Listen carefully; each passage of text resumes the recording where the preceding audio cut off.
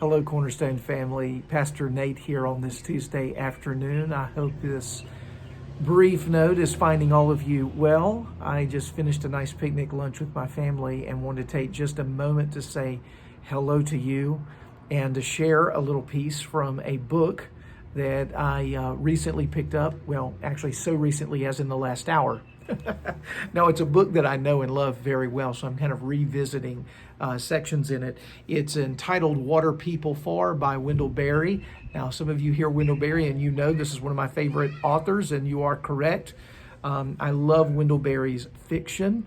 Probably my favorite of his works is Hannah Coulter, which is one of the characters in a series of books around a fictional little town in Kentucky named Port William.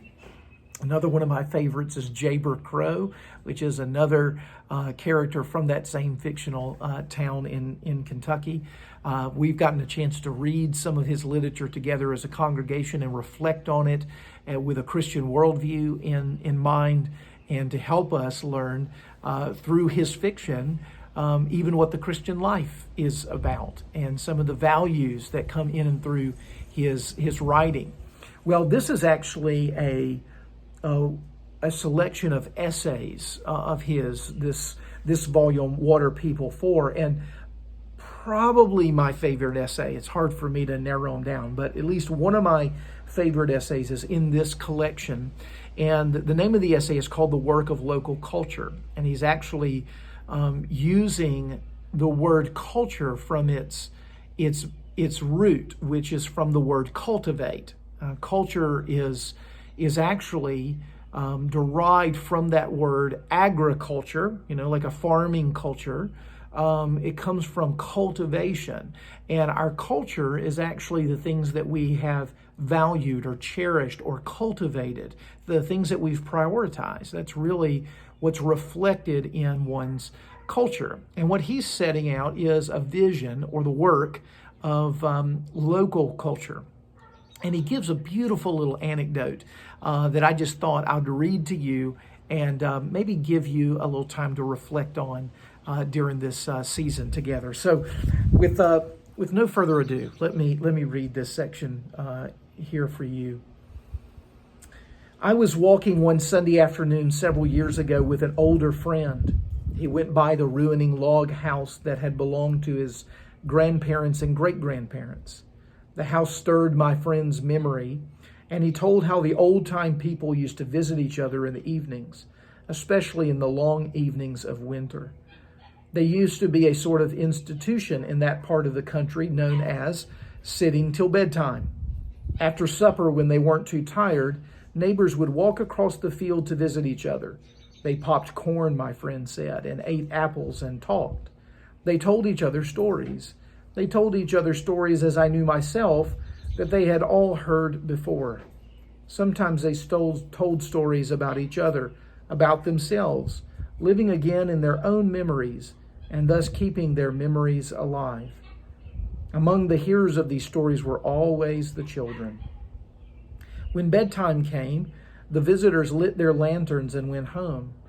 My friend talked about this and thought about it, and then he said, they had everything but money.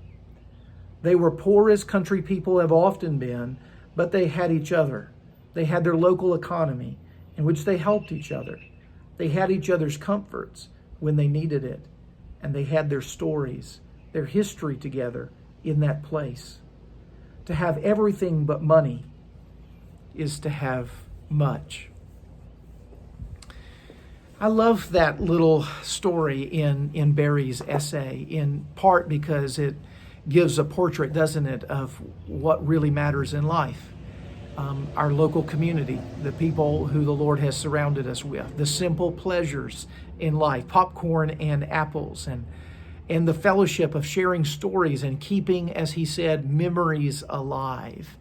Remembering what it is that has happened in the past and reliving it together in the present. I once said, and we'll sometimes go back to this quote, that the new good times are remembering the good old times. And you probably can connect with that idea. At least many of you can. I want to encourage you during this season, which it does appear, by God's grace, may be drawing to a close with the reopening of America beginning in some places across the U.S. and our own governor moving forward in that regard at the opening of May. I want you to think about what are the stories that maybe you need to take some time to tell those who are around you. You may be a grandparent that I'm speaking to today, and there are stories that your children or grandchildren don't know about you that would maybe even highlight virtues, values, godly practices, or lessons learned, ways in which even the truth of who Christ is in the gospel could come home to your children or your grandchildren. This may be for parents who have been putting off some conversations that maybe they need to have with their children about a variety of things in life.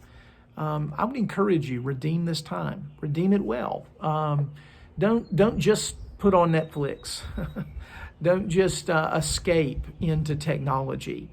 What are the books that you could read? What are the stories that you could tell? What are the ways that you could form new memories that will be told for many years to come, long after this quarantine is over? Maybe ask yourself the question, in 5 years, and you look back on this season, what will you be grateful for? How will this time have made a real difference in your life and in the life of your loved ones, in the life of your community?